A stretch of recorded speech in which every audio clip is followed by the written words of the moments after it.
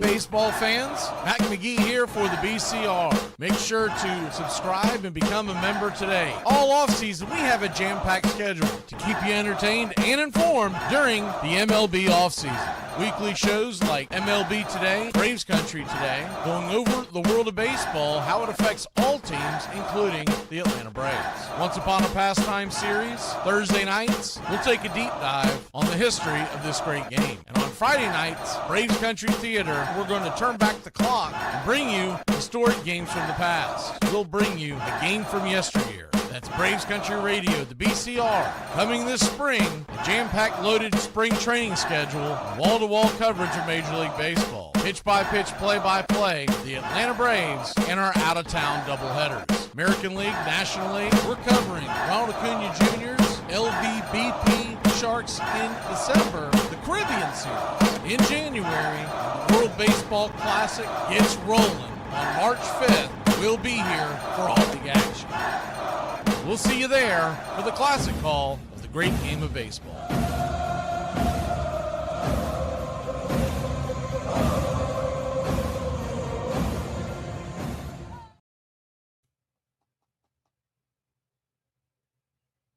You're in Braves country.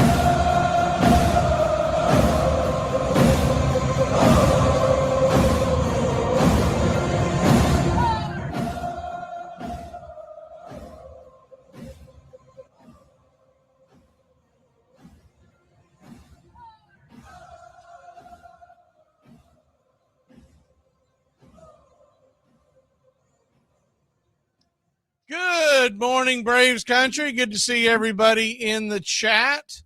As we get rolling here, I got to pull up where I can actually see the chat on my screen, but I'm going to assume that everything is good. We'll we'll get caught up here in 1 second. It's always crazy jumping from the football show straight into the baseball show. So with that being said, we do have some news from last night. We'll go ahead and jump into that.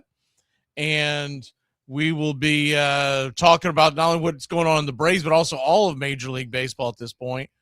And with that being laying out as the foundation, what we're going to talk about today, let's go ahead and jump into it, because winter meetings are wrapping up. What's happening right now is basically everybody is getting on planes or heading home. So most of the stuff that happened at the winter meetings will already taken place. Every once in a while, we get something that breaks that morning. Guys put something together. It's usually more of a trade than it would be signings, but you never know, because all the agents, all the big time agents, they do go to the winter meetings. I mean, there's a reasoning for it. They go into these meetings for 4 or 5 days, and of course they announce the Major League Baseball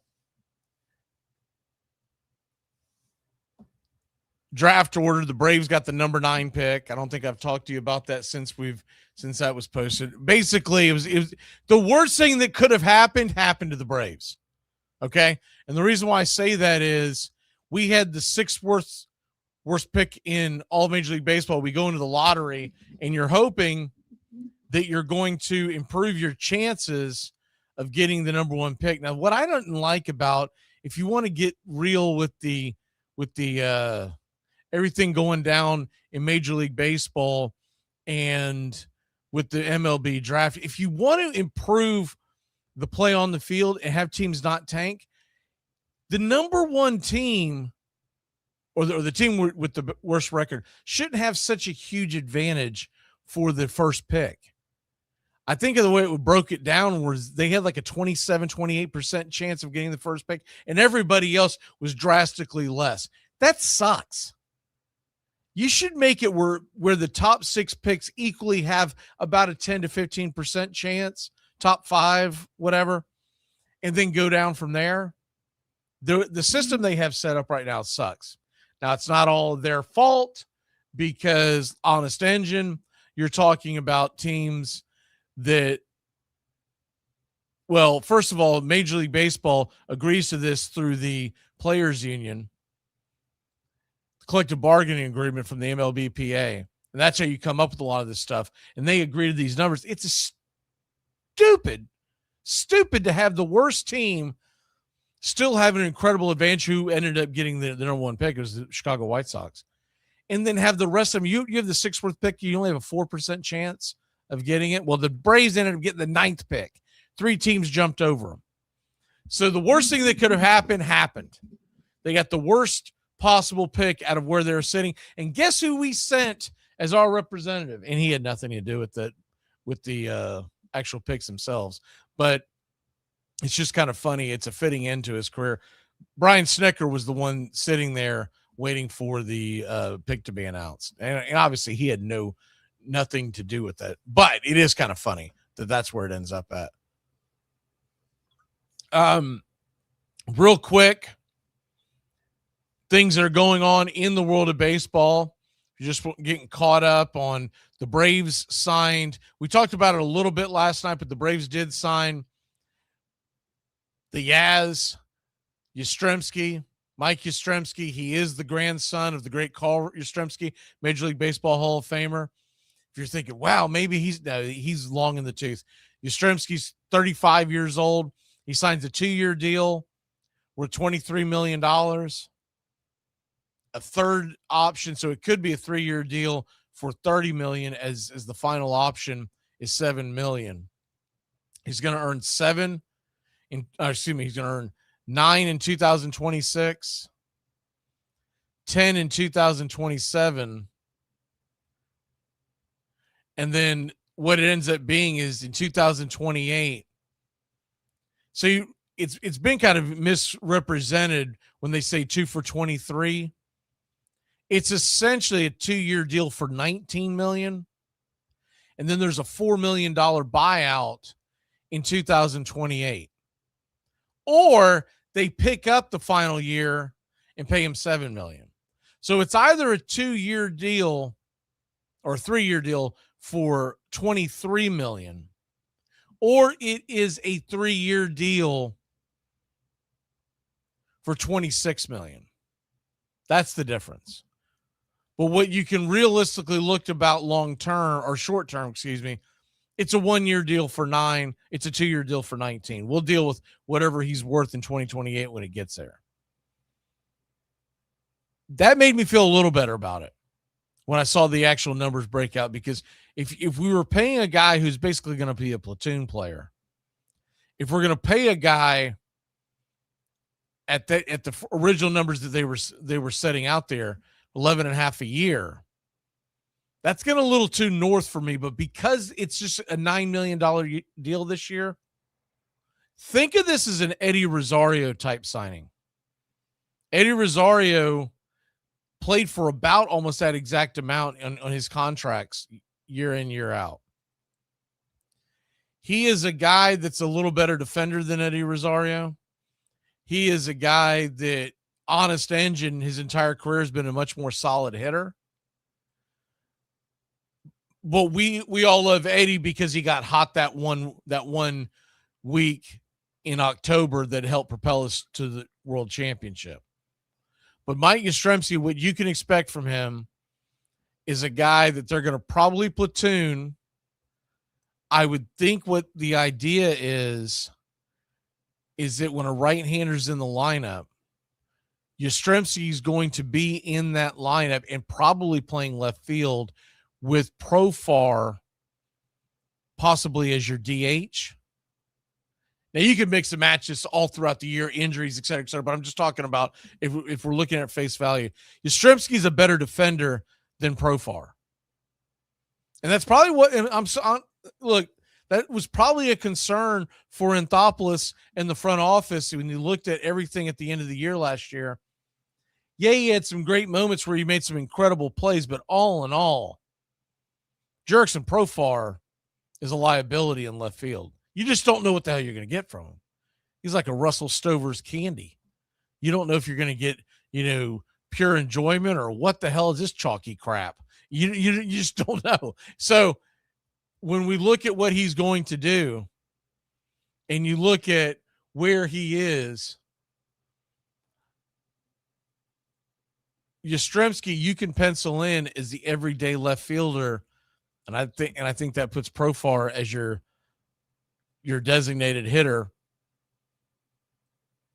but they still could bring in another bat, because I think ideally you save money there. Then what you can do is you go out and you make a strong move for Kim and you put him at shortstop. Then Mauricio Dubon becomes a true utility player. Because if you look at the bench, the way the bench is going to be laid out for the Atlanta Braves, you're going to have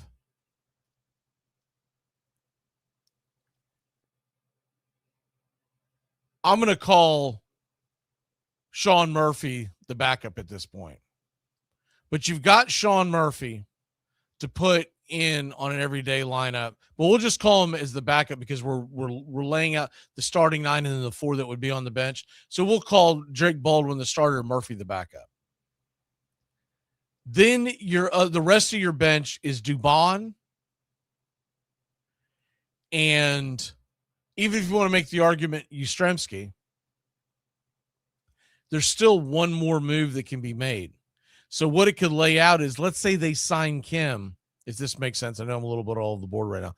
Let's say if they sign Kim moves into your shortstop slot. Dubon sits on the bench as a true utility.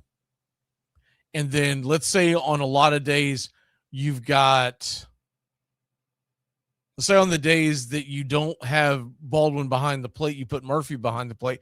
Baldwin can be your DH. And remember, he has great reverse splits against lefties, so that's not an issue if you start him versus left-handed pitching. You still have Yastrzemski. If they sign someone like Kim, and I'm starting to wonder if they're just giving up on it. If they're giving up on it, then you still have to add another utility type player on your bench, because I don't think Dubon is an everyday shortstop per se, but you could mix him in, mix and match with him, and have him play most days at short.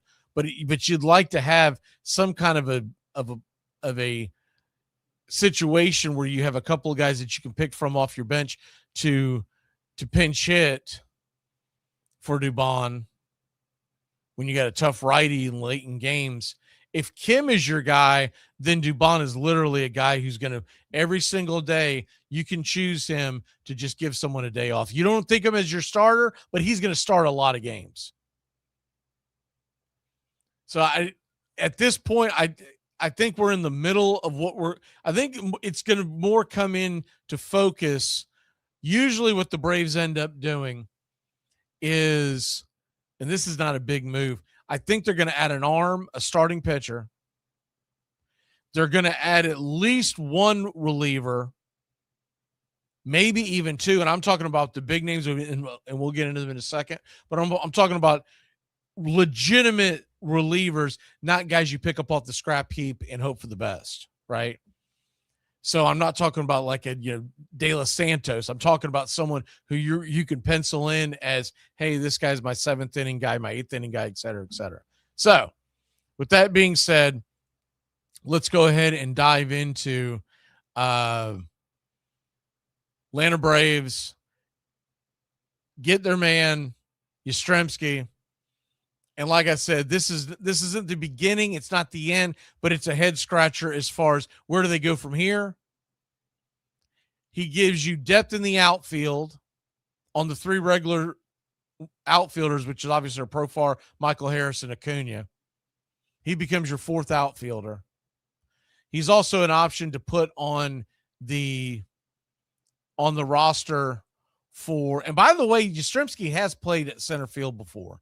He's not to the ability of Michael Harris by any stretch of the imagination, but he does have that. Now, Dubon can play center field as well, so you got plenty of depth as far as that goes.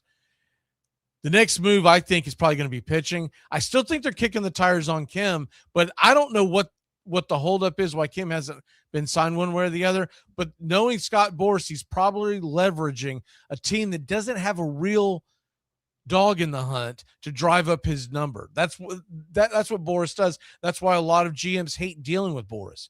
And maybe that's why we don't end up with Ha-Seong Kim, is because guys like Anthopoulos get tired of dealing with Boras because they know what he's doing. It's the same game that he plays all the time. It's not really the best interest of his client. He's just trying to squeeze every single dime, and it always ends up dropping the interest level eventually. And it could backfire on Kim. It's either going to pay him great dividends and he's going to get like a much longer deal than you expect, like a 5-year deal. I think the Braves are looking to give him like a 3-year deal. It's probably more likely you meet in the middle at 4 years with Kim. But what's his AAV? We were going to pay him $16 million had he picked up his club option. Is he okay with the 4-year deal at 16 per? Which I think the Braves would jump at that chance. Or are they trying to drive it up to a 5-year 20 per, making it $100 million? And the problem is with Kim, 31 years old, by the time he gets to the end of that contract, how good of a defensive shortstop he's going to be. He's not the type of bat that you can just slide into the DH role when it falls apart. He's going to have to be an everyday shortstop for your team, or he is going to be a liability as far as contract numbers. So if I'm the Braves, if I can't get it to lower than 4 years, you might just have to say good night. And you might have to try to go and make a trade for a shortstop, though those are really difficult because it is the most difficult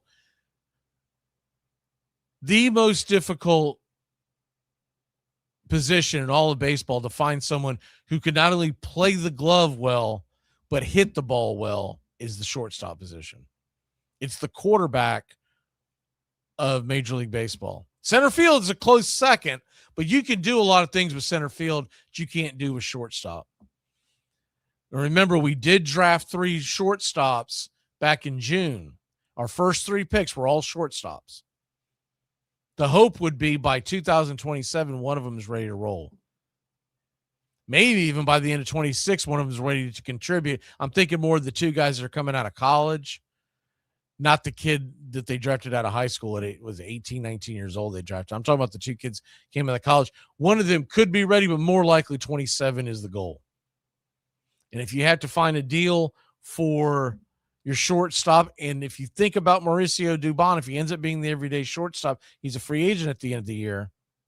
You could seriously end up in a situation where Mauricio Dubon is your shortstop holder, and they're hoping that one of these two guys are ready for the big leagues by 2027. Or you just hit back on the free agent market. But next year is going to be so difficult to navigate through the free agent market because you're going to have a lockout, work stoppage, strike, whatever the hell they end up putting a tag on it. But that's what's going to be. Good to see Uncle Charlie and PETA in the chat. So with that being said, the Braves, we're going to welcome in our Facebook crowd. The Atlanta Braves signed Yastrzemski, and we got the Yaz. He's one of my favorite players because of his grandfather. It has nothing to do with anything he's done. But on the West Coast, I watch a lot of San Francisco Giants games if I'm up late. I've just always liked their stadium, and because they're the number one rival to the Dodgers, I'm a quasi Giants fan. I can't sit here and lie and tell you, oh, I like the Giants and I dive deep. No. But if they're on, I watch the Giants because anything that makes the Dodgers' life more miserable, I'm all for it. So that's why I've always liked the Giants, and he's been on the Giants for quite some time. And then when you add to the fact that he's the Yaz, I've always followed him. But once again, don't expect anything great from him. If we get the best case scenario out of the Yaz next year, and let's say he plays more games than what I'm laying out. Let's say he plays 140 games. His ceiling would be about 20 home runs. His ceiling would be, I'm going to call it as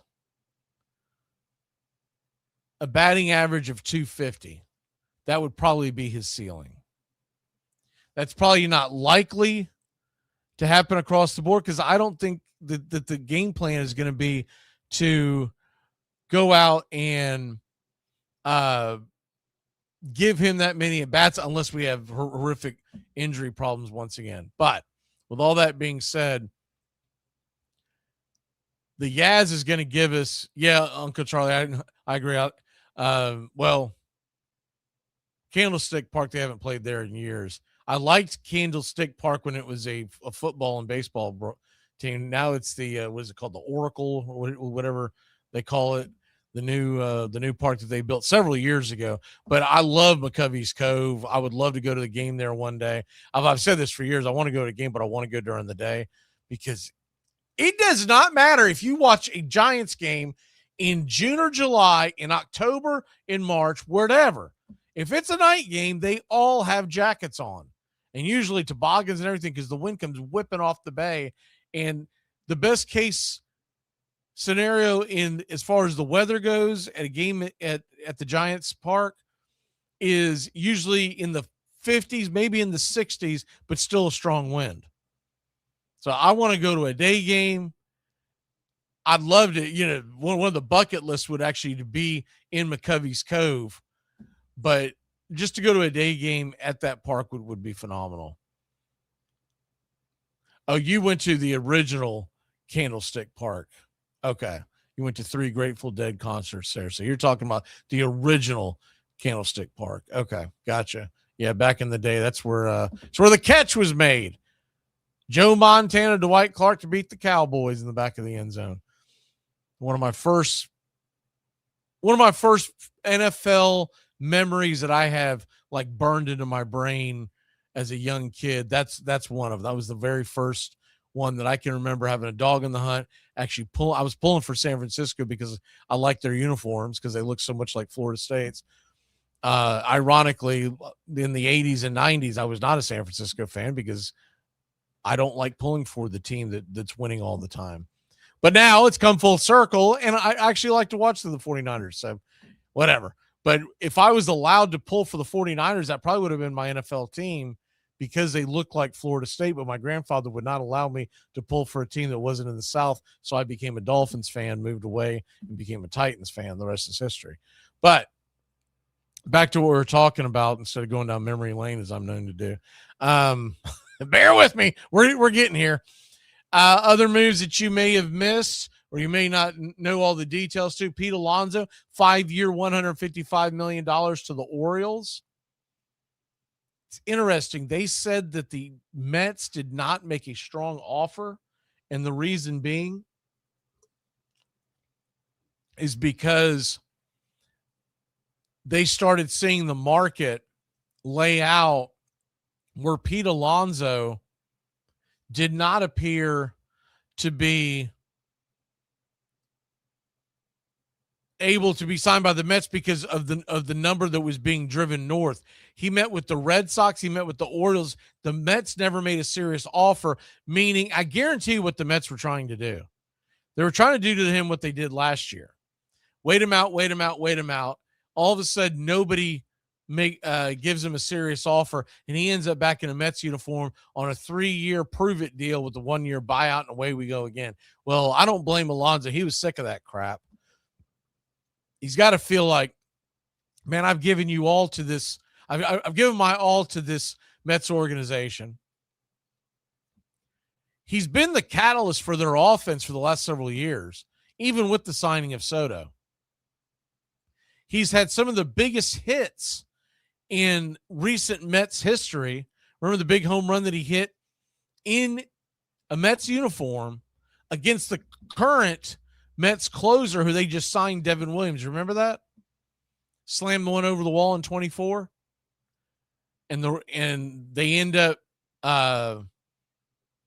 going on to face the Phillies. They smoked the Phillies. Then they lost the Dodgers in the NLCS. But Pete Alonso was the catalyst for that offense that year, and he was their most consistent offensive force last year. So he goes to Baltimore. Baltimore, by the way, is being aggressive. They're talking every big name free agent that's out there. Baltimore's name is in there, so they are not willing to stand pat and hope for the best, like other franchises we know. Hope that everything clears up on the injury front and teams have bounce back years. They're being aggressive, and I like what the Orioles are doing. They're still being rumored in on a ton of starting pitching, and that's after they've made some moves. Remember, they traded Grayson Rodriguez earlier in the year. Yeah, he was a pain, and he also, look, I'm going to miss him like a bad rash. He's going to be in the American League. We'll still see the Orioles once a year, but it'll have a different feel. And good night, Irene. There was a pretty cool video put up, if you are a Mets fan, that I saw on TikTok. I can't share it because the music would have got banged, but it was a pretty cool video of, obviously his nickname is the polar bear, and someone AI generated a video of a polar bear wearing a Mets jersey saying goodbye to the Mets Stadium in New York. It was pretty good. Like, if I had any sentimental attachment to the New York Mets, I probably would have teared up. Instead, I just looked at it and go, that's gotta suck. Because the first thing I thought about was when we saw Dansby Swanson go, when we saw Freddie Freeman go. All this stuff happens. I still think it's a little less of a sting because he went to an American League East team that wasn't the Yankees. The worst case scenario for the New York Mets fan would have been Pete Alonso going to the Yankees. That would have been a problem. And it was rumored out there that they were at interest. But he ends up going to Baltimore, and now he's a guy that I can actually pull for. I don't care. As long as he stays out of a Met or Philly uniform or Dodger uniform, I don't have any issue with him. Other deals that have been going on now we know Edwin Diaz leaves the Mets and goes to the Dodgers. We know that Kyle Schwarber returns. And here's an interesting one, and I'm trying to see if there's any more news on this. And if anybody's seen anything, feel free to throw it in the chat, because during the football show, I don't have a chance to look at any kind of baseball news. So I try to catch up on the fly as we go along here. But you're looking at what's going on in the free agent market, or the trade market as well.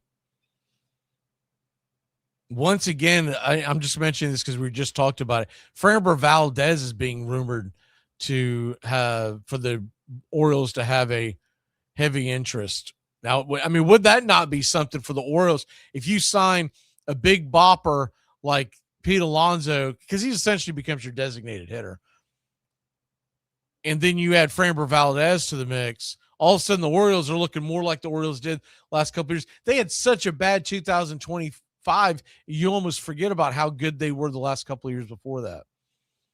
But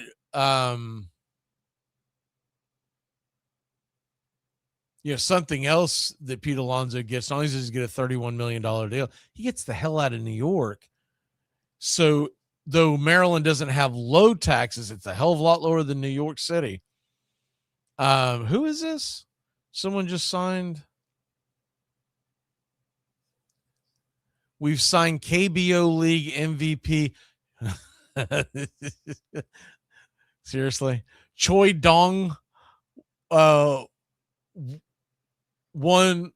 Okay, it's poorly written. I don't know what they're trying to say. Award winner, Cody Ponce. So the Blue Jays just signed Cody Ponce, who was a Choi Dong Award winner. I believe that is like their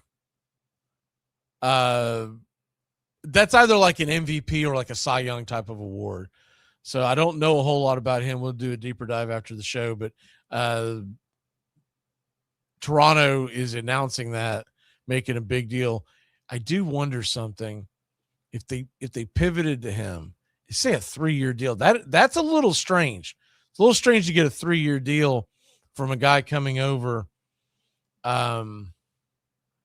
He was okay. That's why I know his name.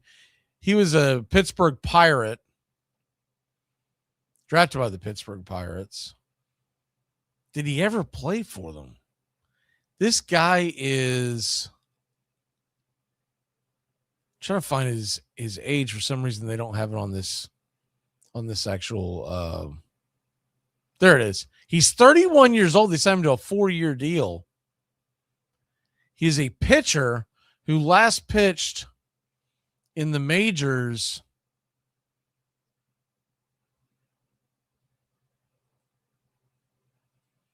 I don't see. Okay, 2020.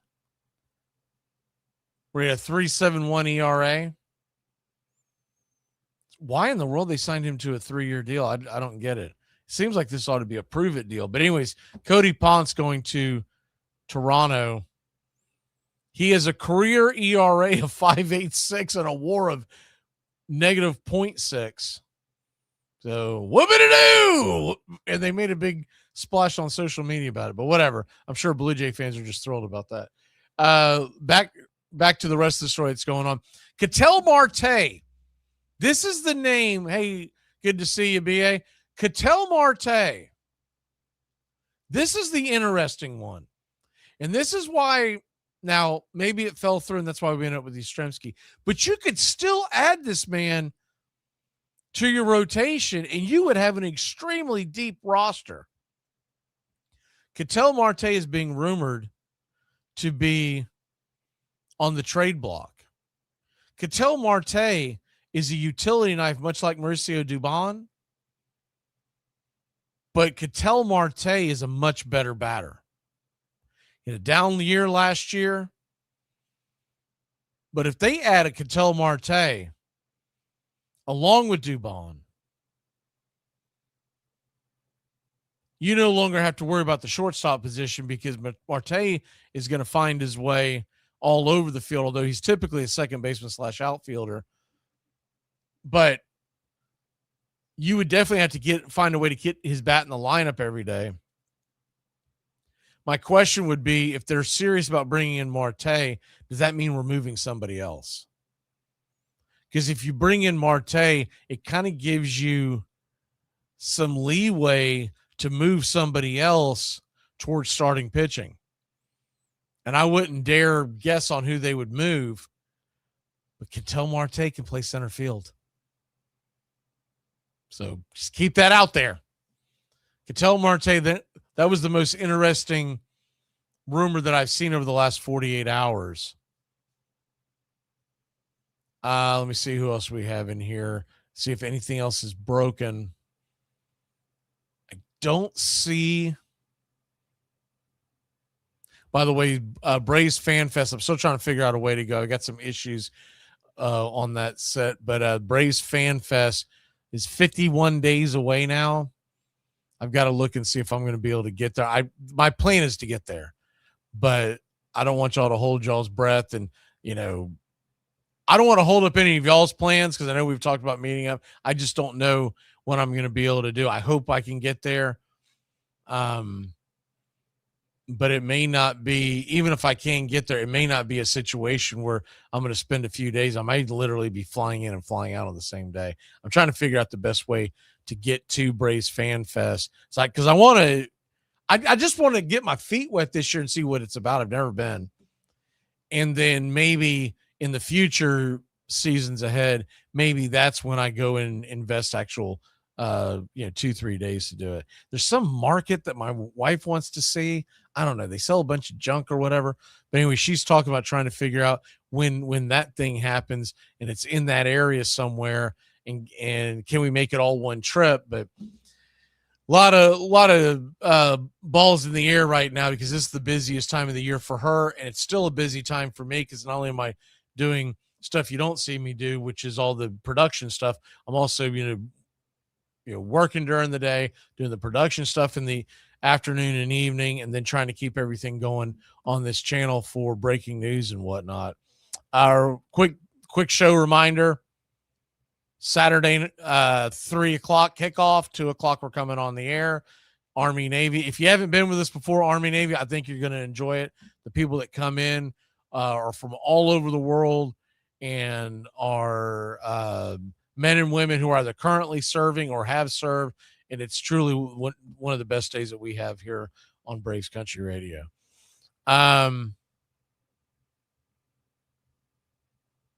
This is interesting. Bob Nightingale reported the Diamondbacks came into the winter meetings thinking Ketel Marte would stay, meaning there wasn't going to be a fit. They have now left the meetings believing he'll be traded. Are the Braves in on this? And if they are, once again, does that mean we add him and, man, are we loaded with a roster, or we're adding him to move somebody else and help our pitching? What the hell is this? Is this basketball? Division I. I think this is a female player who's over 300 pounds. I don't know. I don't follow it enough. My God. How is that human playing? That right there tells you why I don't want to watch the WNBA. If someone, and she's not tall enough to carry 300 pounds, okay? I'm talking about she's a chunk. If she's running up and down the floor, that tells me I don't want to watch that sport because it's not a very interesting sport to have someone that out of shape dominating their league. Tyler Glasnow has come up in talks, and the Dodgers are not opposed to moving Tyler Glasnow. Would that not be unbelievable if the Dodgers move off of Tyler Glasnow? Are they looking at it as we don't need him? And maybe they're going to try to help their offense. I mean, he's getting paid a pretty penny. I don't know how the Braves could eventually bring him in, but he could change the market. If Tyler Glasnow gets moved anywhere, that would rattle the market on starting pitchers, because the Dodgers could be in on another starting pitcher. I did not see that coming, though. I said it when they first made the trade with them. his ability is undeniable. He's elite. But Tyler Glasnow is extremely brittle, and they paid him way too much money. I'll tell you one thing. Mets fans are pissed at David Stearns, the GM of the New York Mets. And I've seen many content on this. Yeah, Charlie, I think that's it. But they have a bunch of different markets. So I'm not 100% sure if that's the one, but it's one of them that she wants to. I don't know. Who the hell knows? It's shopping. I left that conversation mentally like halfway through the sentence. So Stearns, Joel Sherman is writing in the New York Post talking about how David Stearns better be correct about his views of financial discipline and run prevention, meaning he's dorking it up the way Milwaukee has done for years, but they had a whole team of guys building that, and not to mention the fact they had built that long-term over the years, and they were not quick. You didn't see a lot of knee-jerk reactions out of the Milwaukee Brewers if it didn't work because of their financial situation. The Mets fan doesn't care if they're looked upon as the smartest GM in the room. They just want to win some damn ball games. And if you've ever heard this David Stearns talk, he comes off as that dope that thinks he's smarter than everybody else in the room and kind of talks down to people. You know, the technically guys, you know, those guys. And your typical sports fan does not respect those guys unless they put it on the field and prove it. And so it's going to be interesting because he's not going to get forever to build this.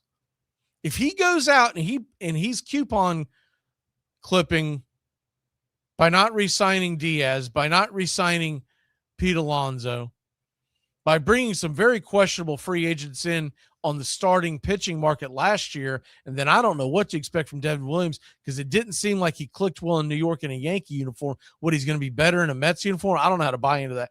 But the point is, with all that being said, he better win this year because he does not have the ability for them to have a stinky. He can't have a Braves year, a Braves 2025 year, and think that he's going to keep his job. So Charlie says it's an international marathon. It overlooks the football stadium. Yeah, I mean, once again, it's shopping. I don't care anything about it. I can be, but it's something that she wants to go to. So she wants to go to it. I'll do it. The question is, can we line it up where I can also go to the game? I mean, not the game, the Braves Fest, or is that going to cause a problem? So that's where we're at on that. We're still trying to figure all that out. Cause if you remember, we got our trip got canceled when we were supposed to go out to Vegas because of the government shutdown. And so we ended up staying here. So we're still thinking about trying to make it out to Vegas this year because there's a couple of shows she really wants to see, even though she's a little disappointed, and rightfully so, that she didn't get a chance to go to the convention that was out there that pertains to her job. But there's a chance that we still go to Vegas, and we're trying to line it all up. It's a long, boring story. But once I know if I am going, I'll let you know. Other than that, it could be last minute. So I don't want anyone to ruin their plans. If you can go, go. If you don't want to go and you're thinking, I can't wait around for them to decide, fair enough. I'm going to try like hell to go. I just don't know if I'm actually going to make it. There's some financial barriers, and there's also just the timing of it. Let me see here. See if there's anything else that has been broken. I don't see anything that is broken today. So we might just wrap this up at the top of the hour. What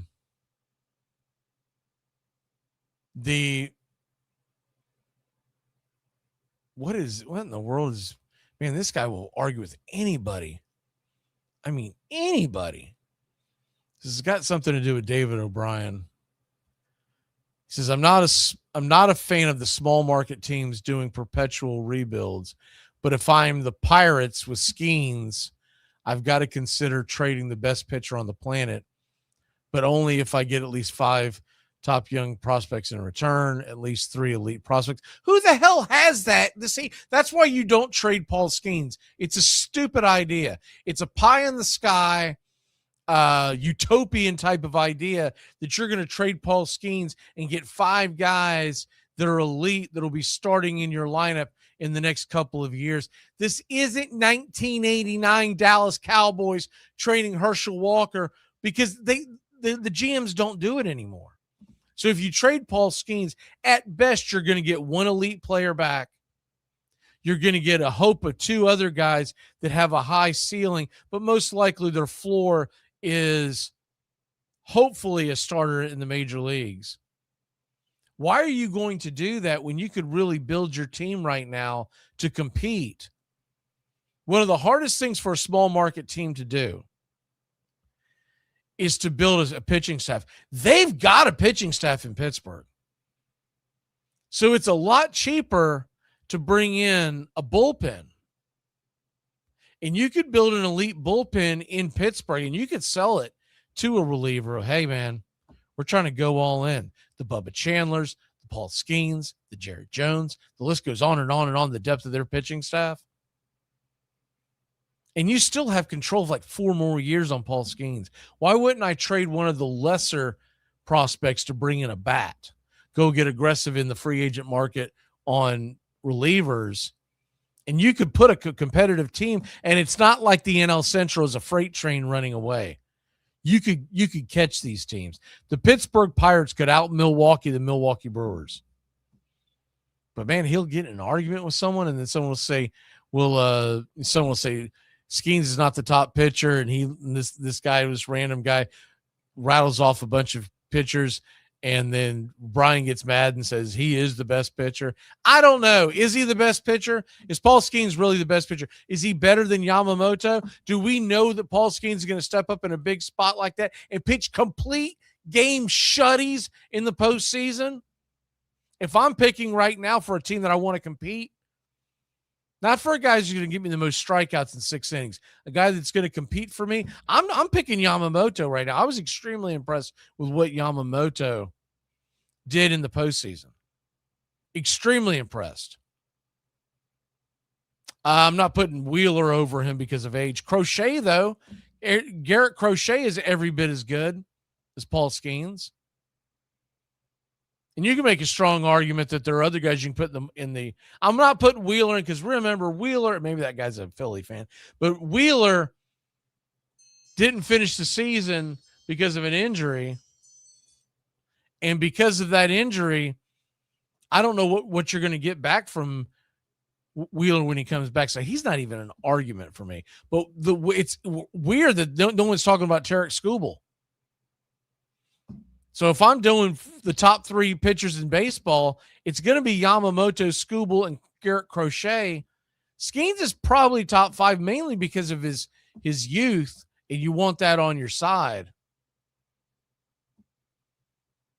But I don't even know how I got down this rabbit hole. But the argument that Skeens is the best pitcher. I mean, this guy will sit there and he wonders why when he did his show few years back on YouTube,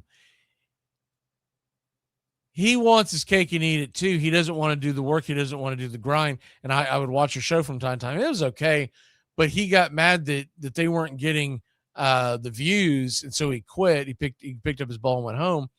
And he keeps saying the only way he'll come back is if someone makes it worth his while, talking about financially. Dude, you have some of the worst takes there is. And he gets vicious online. I don't know if you follow this guy or not on X, but he gets vicious. And a lot of it, I think, has got to do with somewhat of a drinking problem.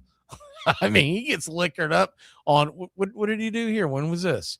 This is 2 hours ago, so he might already be bombed out of his mind. But he's playing Bob Dylan records on on YouTube for people to. Anyways, the guy calls himself a music snob. He has some of the worst taste in music. It really is funny, but he'll get into it with some of these people. And I'm like, why, dude? Why are you wasting your damn time on that? All right, let's hit the last few seconds here going on here. I still, once again, if you big picture, we're waiting for a couple of the big names to drop because they kind of set the market, right? So Pete Alonso, though he's a first baseman, he was realistically a DH. When Schwarber's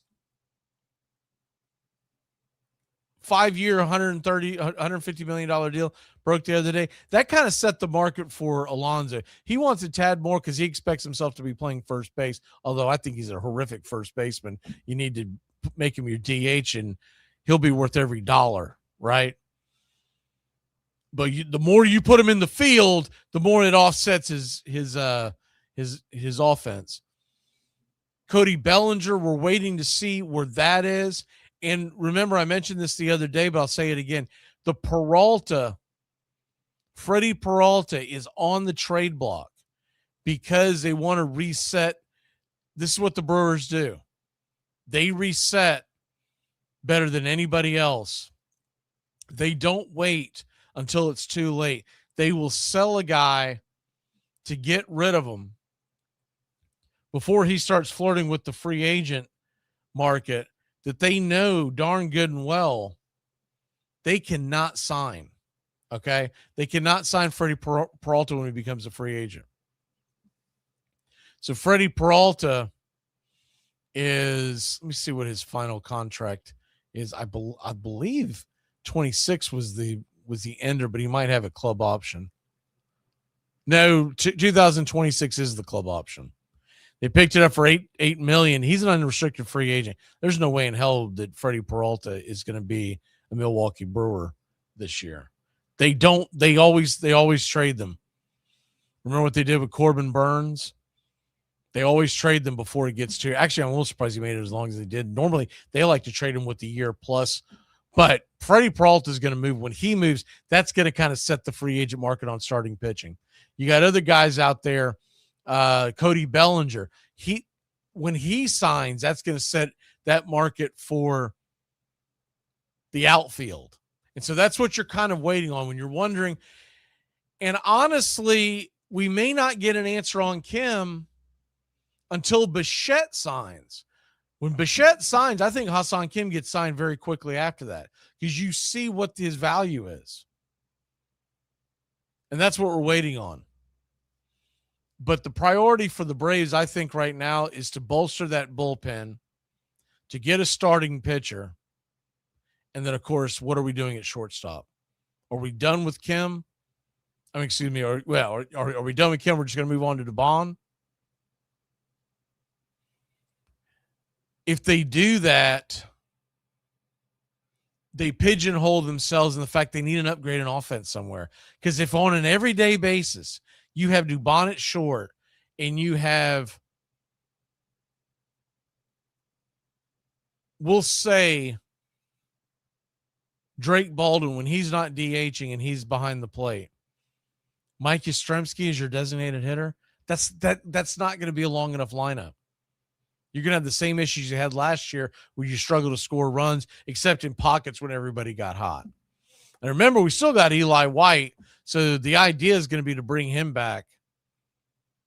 So the shortstop thing is the biggest conundrum. We're going to bring in a setup man, I believe. We're going to bring in a starting pitcher, but I don't think it's going to be a Framber Valdez. I think it's going to be that next tier. All right, we'll go ahead and get out of here. Ben Charles here long enough this morning. And of course, Peter continues to bang the table for we need Travis back. I don't have a problem with Travis. The problem is he signed for too much. The Angels are going to have to eat that money because he's not worth what he signed, which is why he signed the contract. I don't blame him to sign the contract, but he's a guy that if you brought Travis in right now, he's a third catcher on that roster. And it means that there is a path where you put Kim at short. You have Eli White, obviously, on your bench. You have Dubon on your bench. You have Yastrzemski on your bench. And then you could have a rotation. It's going to be really hard to carry that third catcher. The Travis d'Arnaud days are gone. What he could end up being is a bench coach next year if he decides to retire for the Braves. I could see the Braves bringing him in any kind of a role.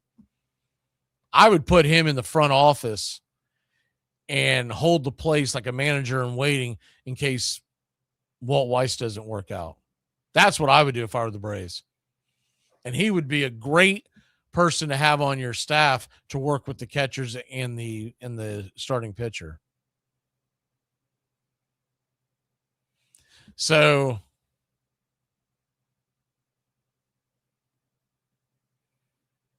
I don't know what you're talking about. Talking about something about the Braves signed something in Nevada. Sounds like you fell down a clickbait hole. All right, we're gonna go ahead and get out of here. Y'all have a great one. Good seeing y'all. See you Saturday for the Army-Navy game. And if news drops, we'll pop on. But looks like it could be a quiet weekend unless I'm telling you, if the Ketel Marte, one way or the other, if he gets traded or he gets either not, he doesn't have to get moved to Atlanta, but if he gets moved somewhere else, he could end up getting into the mix of changing the entire landscape of the free agent pool, and you never know where that could land Atlanta. Ketel Marte, he gets moved. That I'm telling you, that's a big deal. I don't even know if I want Marte on our team, but if we make a trade for him, offensively, he's interesting. As a person, he's got some question marks. He's been involved in some weird controversies, but we'll put a pin in that unless he becomes a Brave. Y'all have a great one.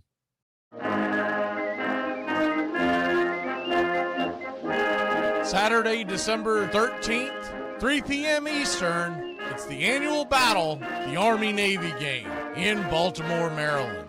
Braves Country Radio will bring it to you live from coast to coast and around the globe. A salute to all the men and women who have served and continue to serve this great nation. This year will be the 126th meeting between the Army Black Knights and the Navy Midshipmen. Join us live and we'll bring you play-by-play of America's game, Army versus Navy. 8 of the last 11 matchups being decided by one score, including the double overtime thriller in 2022. It's Army-Navy. We are Army. Navy-Army.